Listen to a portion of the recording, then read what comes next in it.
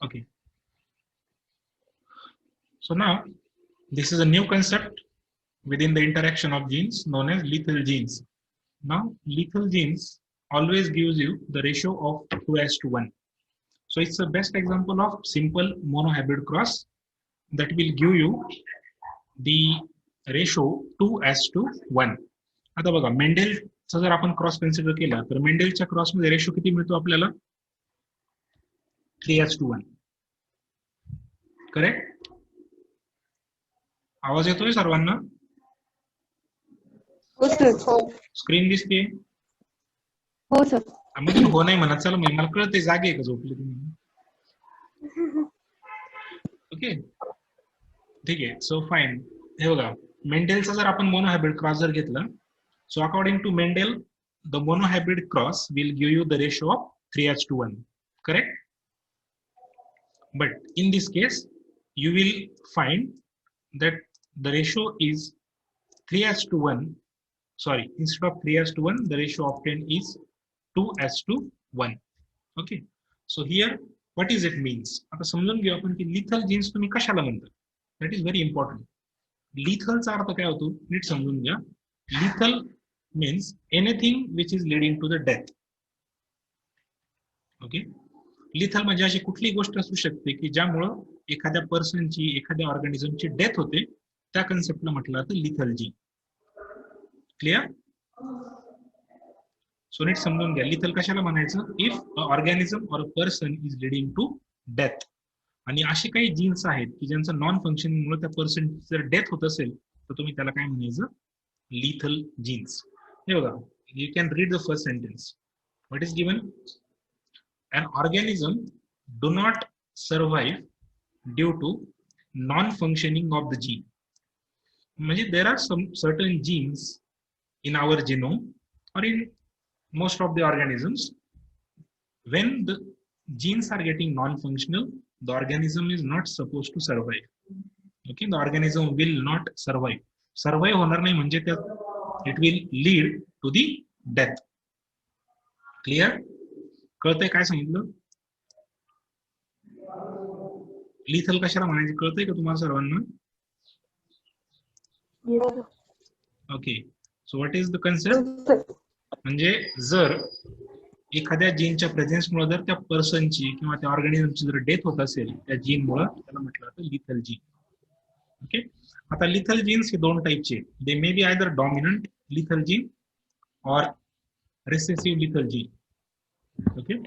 आता dominant lethal gene जे either they are homozygous as well as heterozygous. Okay. आता dominant and recessive lethal gene कधी म्हणायचं, म्हणजे तो जीन जर डॉमिनंट फॉर्म मध्ये असेल आणि जर डेथ होत असेल तर डॉमिनंट लिथल जीन, आणि दुसरा जर तो जीन रिसेसिव्ह फॉर्म मध्ये आणि त्याच्यामुळे जर डेथ होत असेल तर तो झाला रिसेसिव्ह लिथल जीन. ओके. आणि त्यामुळं dominant lethal gene it is present in both the states, homozygous किंवा हेट्रोझायगस. म्हणजे तिथं कॅपिटल ए जर प्रेझेंट असेल the organism is suppose to die. आणि सेकंड केस जी तुम्हाला दिसते इथं रिसेसिव्ह लिथल, म्हणजे कंपल्सरी तिथं स्मॉल ए पाहिजे, म्हणजे कंडिशन शुड बी होमोझायगस. म्हणजे होमोझायगस ए जर असेल the organism will lead to death. म्हणजे असे दोन टाईपचे कॉम्बिनेशन आपल्याला लिथल जीन्स मध्ये मिळतात. ठीक आहे. Either dominant or recessive. Okay.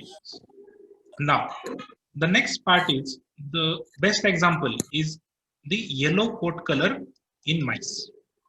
Okay. आता एक्झाम्पल मध्ये जरी लिहिले ना येलो कोट कलर, पण पिवळ्या कलरचा उंदीर काय नसतो आपल्याकडे कधी, लक्षात ठेवा. Okay. Yellow stands for only the grey colour, जो थोडासा हलका आपल्याला ब्राउनिश येलो जो कलर मिळतो त्या माईस मध्ये, तो आहे yellow coat colour in mice. नाही तुम्ही म्हणाल की एक्झॅक्ट तुम्हाला लेमन येलो जर उंदीर पाहिजे असेल तर तसं काही उंदीर नाही आपल्याकडे. ठीक आहे. So it's the best example of lethal genes. What is it? Yellow coat colour in mice. Okay. Please remember this. So इथपर्यंत समजले काय घेतलं? Okay, so now we will talk about the cross. Okay, now the cross is always performed between two heterozygous mice which are heterozygous for the yellow color. Now heterozygous याचा अर्थ genotype will be heterozygous. That means one is capital Y, another is small y. Second is capital Y, another is small y. आता हे असं का घेतलं याचं reason तुम्हाला पुढे समजेल. म्हणजे आपण लिथल जीन साठी ज्यावेळेस पॅरेंट्स घेतो, the parents should be always heterozygous. बाकीच्या क्रॉसेस मध्ये आपण पाहिलं की in most of the cases parents were selected as homozygous.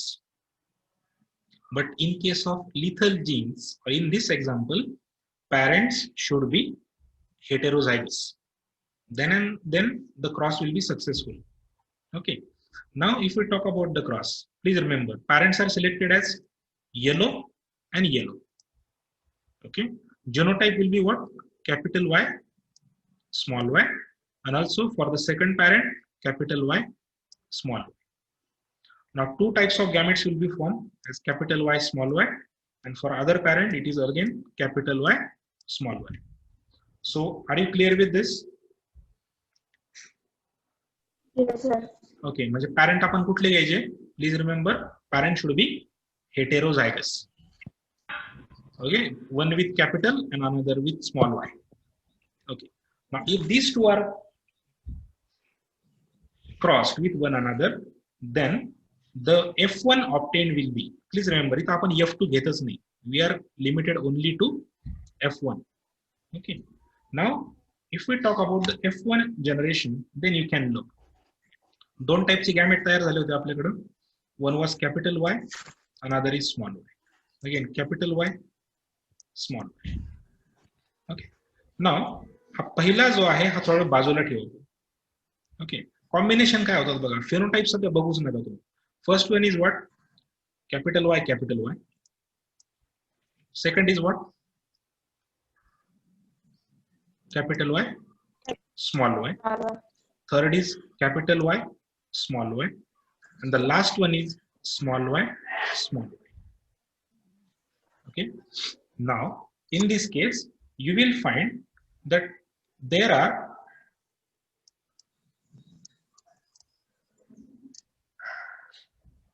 four respective phenotypes are obtained in the F1 generation. Now, what has been written? Look, the last one is written as gray because Y stands for yellow color. Okay, if Y is in its pure homozygous recessive state, म्हणजे दोन्ही ठिकाणी जर तुम्हाला small y येत असेल तर yellow कलरचं expression होत नाही. In that case, the mouse will be gray in color. Okay, so the last possibility is what? The mouse will be gray in color due to homozygous Y. That means Y is small. Clear? Now look at these two yellow. These are heterozygous. Heterozygous means what? It is capital Y, small y, and it is again capital Y, small y. That means one is dominant, one is recessive, and the phenotype will be yellow because this Y is dominant over small y. Okay. Now what is been written here? First one. काय लिहिलं इथं? It dies. That means the mice which is having genotype as dominant Y, that means capital Y is going to be dead just at the time of birth. म्हणजे ह्या MICE मध्ये उंदरांमध्ये जर आपण हे पाहिलं ना, ही खूप टिपिकल कॅरेक्टर आहे. हा येलो कोट कलरचा जो जीन आहे हा त्यांच्या ऍक्च्युली सर्व्हायव्हल साठी फार महत्वाचा आहे. म्हणजे आपल्याला जेवढे माईस बघायला मिळतात, ठीक आहे, म्हणजे तुम्ही असं कन्सिडर करा की एका माईसला जर 4 ऑफस्प्रिंग जन्माला येणार असतील, ओके, तर ह्या चारही जर आपण पॉसिबिलिटी कन्सिडर केल्या तर त्यातले फक्त 3च जगतात. कुठला? एक प्युअर प्युअर होमोझायगस Y आणि 2 हेट्रोझायगस Y. हे दोन म्हणजे एक ग्रे सर्वाइव्ह होतो आणि 2 येलो सर्वाइव्ह होतो. आता बघा, मेंडेलच्या म्हणण्यानुसार कॅपिटल Y हा जो पहिला याचा फिनोटाइप काय पाहिजे होता? येलो. बरोबर. पहिला काय असेल पाहिजे होता? Of course yellow. बट तो तिथं येलो नाहीये कारण तो तिथं सर्वाइव्ह होतच नाही. म्हणजे तो जन्माला येतो त्याच वेळेस तो मरून जातो.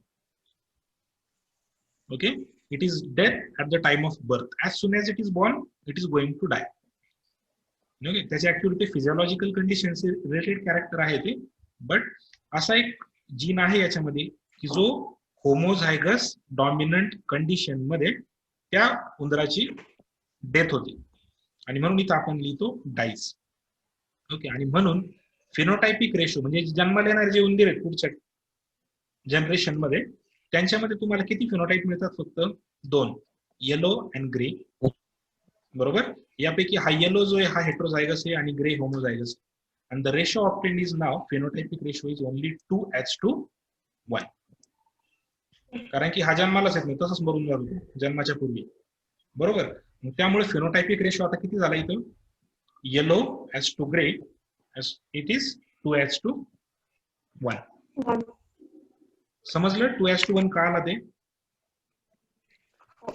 Okay, because the first this homozygous dominant YY is going to die as soon as it is born. Is it clear? Okay, so please remember now genotypic ratio is again same 2:1.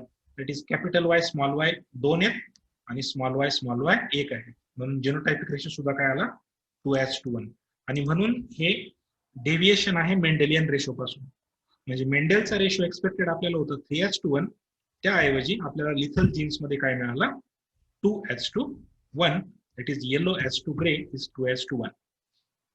आणि उंदरांमध्ये म्हणून तुम्हाला कधीही homozygous dominant Y कधीही बघायला मिळत नाही. All the mice R always heterozygous for the yellow colour. जेवढे yellow दिसतात तुम्हाला ते सगळे हेटेरोझायगस असतात. Okay, none of them is homozygous. Okay, have you understood the cross? Yes, sir. Okay. Yes, sir. Okay, fine.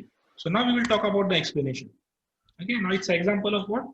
It's a kind of dominant lethal gene. Okay, here it has been given. It's description दिले, तुम्ही read करू शकता. Dominant Y codes for yellow coat color. Correct? What is given? Dominant Y codes for yellow coat color, while recessive Y and small y codes for gray coat color. आता coat colour म्हणजे तुम्हाला काय सांगितलं होतं मी? त्यांच्या स्किनवरती जे hairs असतात त्या हेअर्सचा कलर आहे. ठीक आहे. नाव इथं कंडिशन बघा काय? All F1 yellow coat colour mice are heterozygous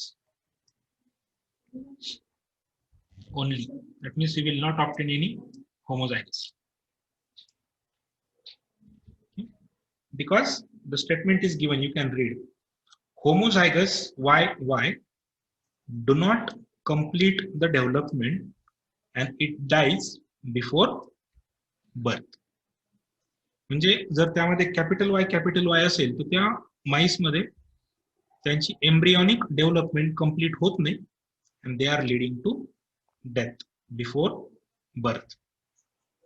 Okay, so the phenotypic ratio obtained is 2:1 instead of 3:1. So are you clear with this? What is been given on the slide? Yes, sir. Explanation अतिशय सोपं आहे. याचं तुम्हाला द्यायचं असेल तर काय दिलंय समजते ना? हो. ओके, जरा सांगा मला एक कुठला कॅरेक्टर घेतला आपण आज लिटल जीन्स मध्ये? Yellow coat colour. Right, the coat colour in mice, yellow coat colour in mice. आणि याच्यामध्ये तुम्हाला 2 फेनोटाइप मिळतात, येलो आणि grey. Yellow is due to capital Y, dominant Y, and gray is due to recessive Y. Recessive Y. Right. And if we perform the cross between 2 yellow mice which are heterozygous, the resultant ratio obtained is 2:1 because this dominant is going to die before birth. Birth. Right, and that is why you are getting the ratio as 2:1 only. Okay, so please remember this. Lethal genes वरती short note साठी questions विचारले जातात, and at that time you have to explain this. Okay. Now, according to your syllabus, this is the first example within lethal genes. Okay. Now, the next example is हा cross समजलाय, पुढचा घ्यायचा छोटासा आहे, चालेल? हो sir. Okay, fine. So now we will start with the second example of lethal genes, which is related with the human being. आपल्याशी related character इथे, that is known as sickle cell anemia. You can read on the screen. The spelling is sickle cell anemia. SICKLE. Okay. आता sickle cell anemia, this condition is actually related with the development of hemoglobin in RBCs. It's an example of human genetic disorder. Please remember, sickle cell anemia हा कुठल्याही external factor मुळे हा disorder होत नाही. It is what? It's a kind of genetic disorder. Genetic, that means it is carried from one generation to the next generation. Okay? And that's why it's quite common within the human being. Okay? Now, sickle cell anemia का म्हणायचं याला? याचं एक explanation थोडक्यात दिलं इथं. It is related with the development of hemoglobin in RBCs. बरोबर. RBC stands for what? Red blood corpuscles. Blood cells. Right, red blood corpuscles किंवा red blood cells. Okay, what is the role of RBC?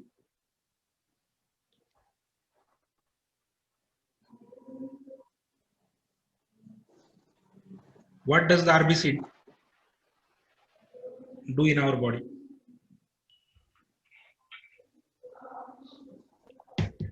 Circulation. Circulation. Okay, partially correct. Temperature regulate होतं body. Okay, the basic function of RBC. और hemoglobin चा काय role आहे आपल्या body मध्ये? Iron pro. Ion, आणि अजून एक गोष्ट कुठली?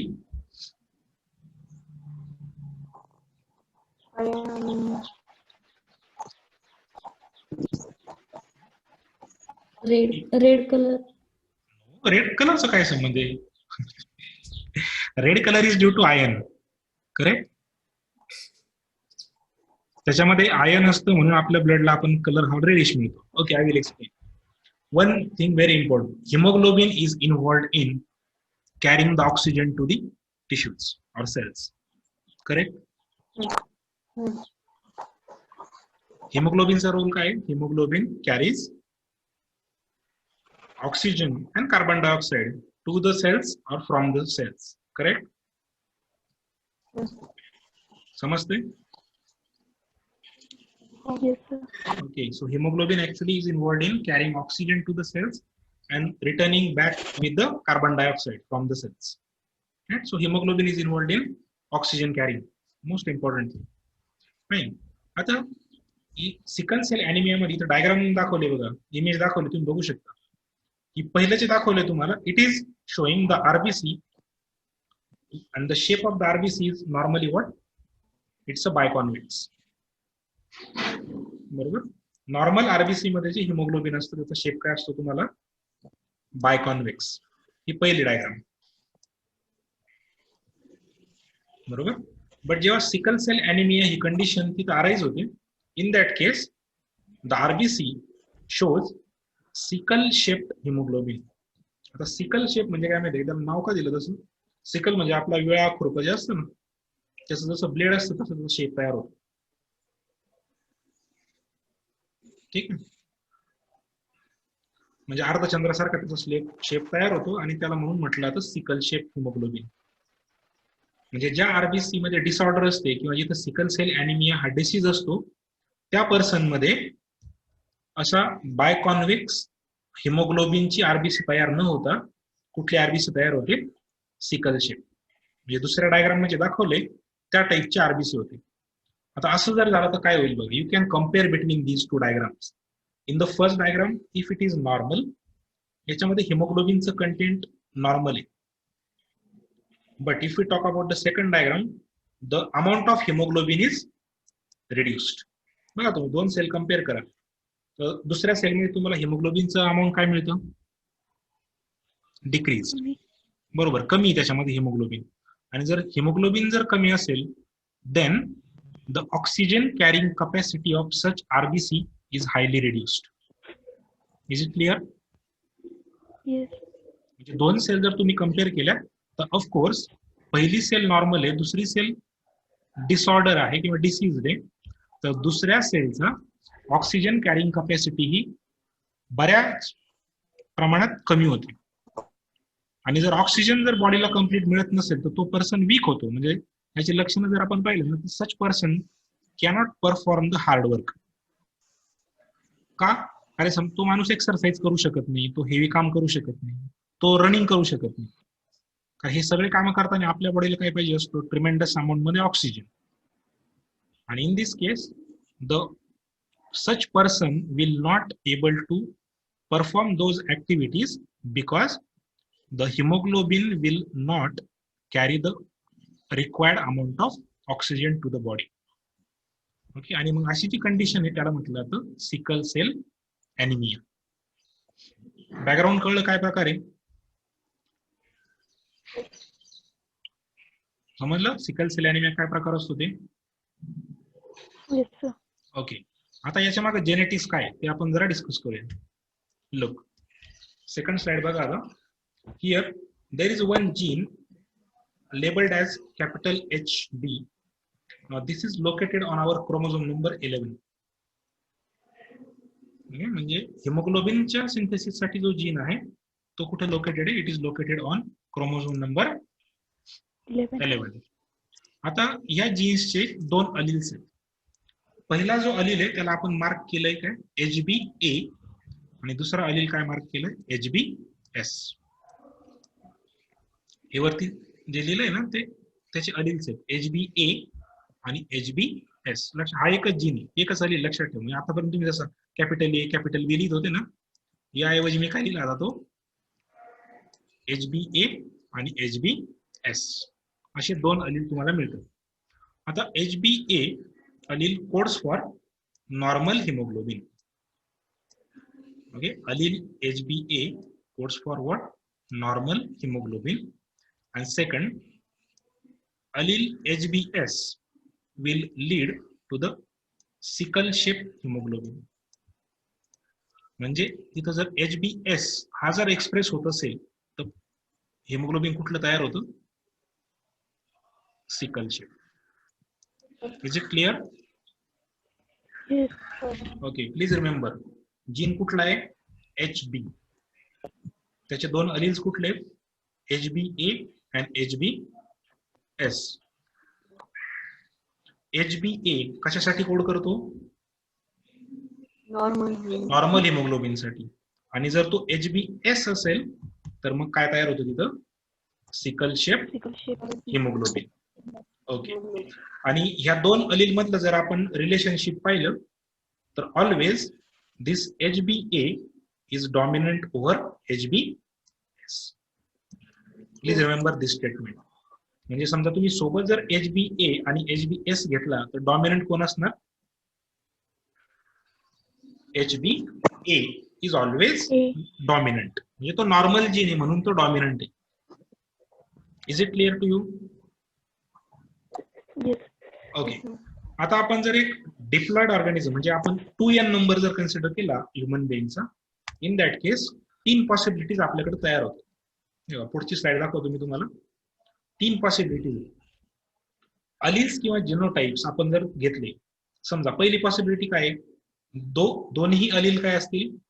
HBA HBA. फक्त पहिली रो बघा तुम्ही.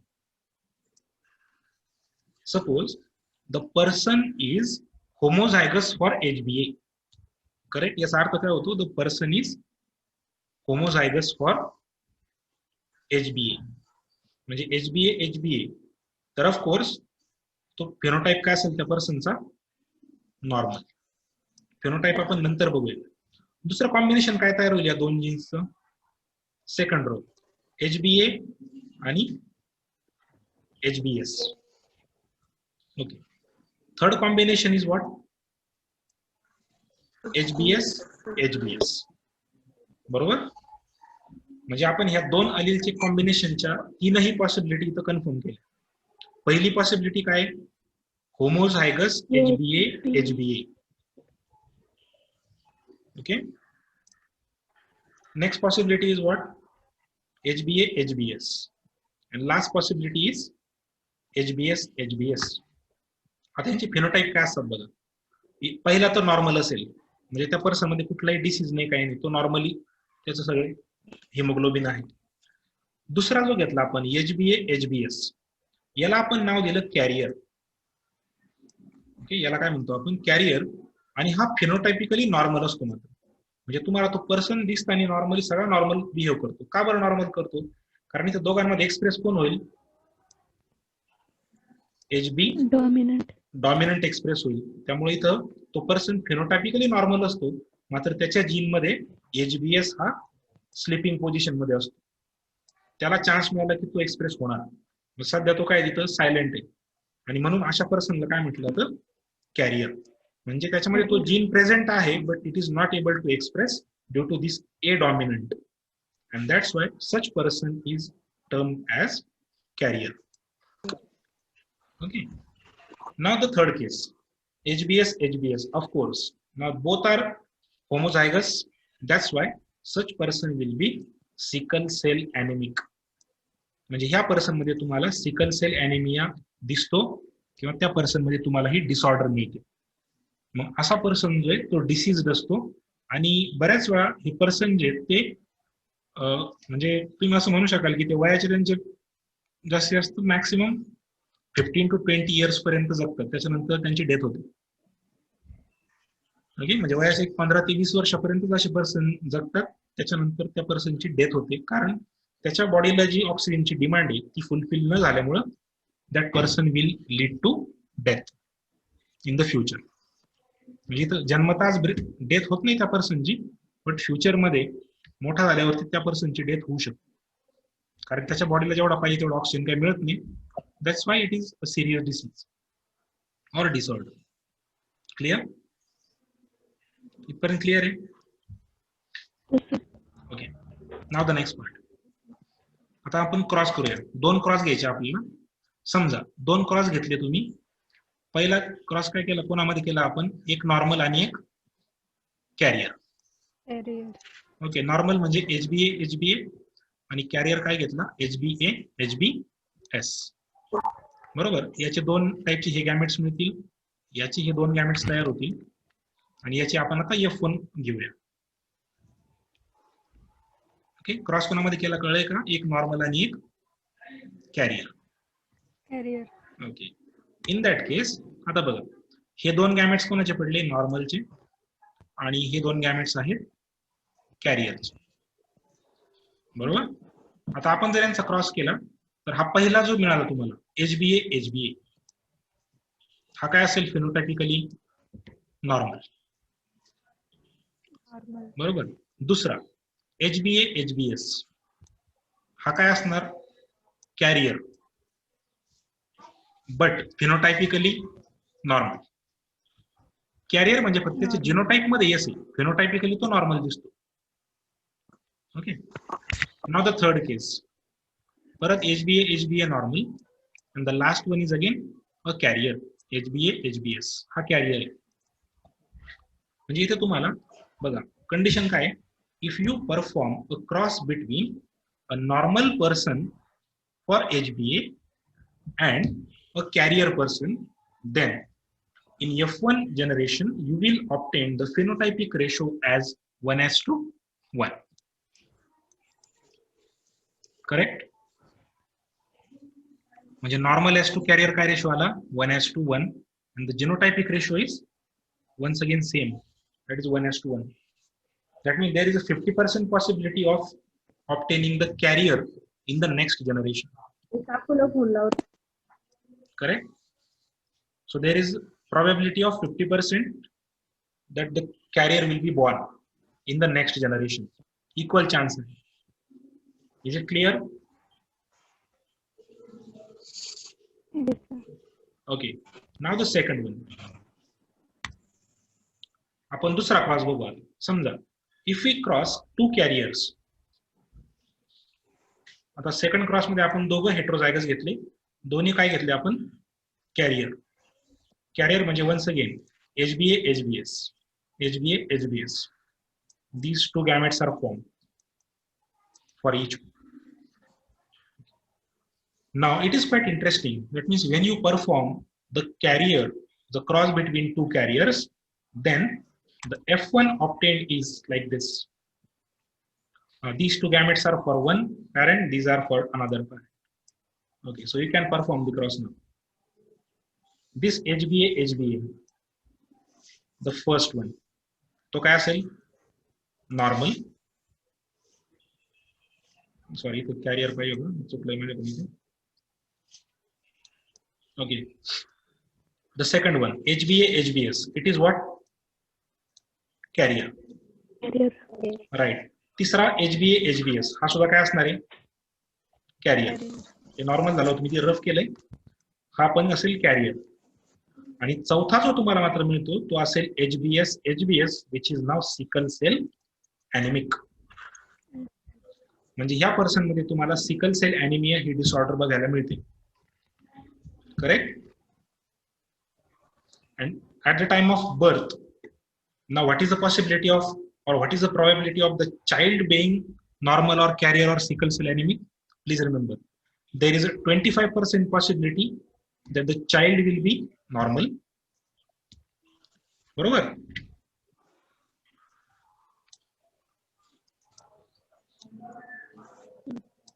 Sorry, the ratio is 1:2, 2:1. Okay. So here there is a 25% possibility that the child born will be normal. There is a 50% possibility that the child will be a carrier. Carrier. Right. And there is again 25% possibility that the child will be affected with the sickle cell anemia. So you will obtain one normal, two carrier, and one affected person. And that's why the ratio is now 1:2:1. Right. But please remember, this sickle cell anemic person do not survive up to the maturity. Is it clear?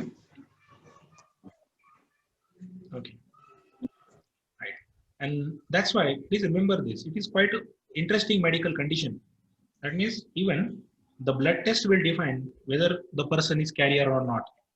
म्हणजे तुम्ही एक म्हणू शकता इथं, पुढच्या generation मध्ये म्हणजे तो कॅरियरचं काम काय, स्वतःमध्ये काही एक्सप्रेस होत नाही, मात्र तो जीन कुणाला पास करतो? पुढच्या जनरेशन. म्हणून त्याला कॅरियर म्हटलं जातं. म्हणजे त्याच्याकडे जीन कुठून आला मला सांगा? त्याच्या पॅरेंट कडून. बरोबर? तुम्ही जर एक कॅरियरचा जर विचार केला तर त्याच्यामध्ये हा HBS कुठून आलाय? त्याच्या पॅरेंट कडून. आणि त्याने तो HBS कुणाला दिलाय? त्याच्या चाइल्डला. मात्र स्वतःमध्ये एक्सप्रेशन झालं नाही. Correct?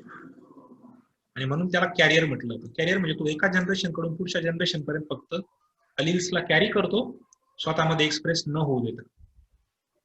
Okay, and that's why it is most of the times even doctors also recommend that the marriage between such two carriers should be avoided. Okay, otherwise the disease will be spread in the population, or even the child born will be the kind of sickle cell anemic. Yeah, it's a quite important thing to know about the sickle cell anemia. So have you understood today's cross? Yes.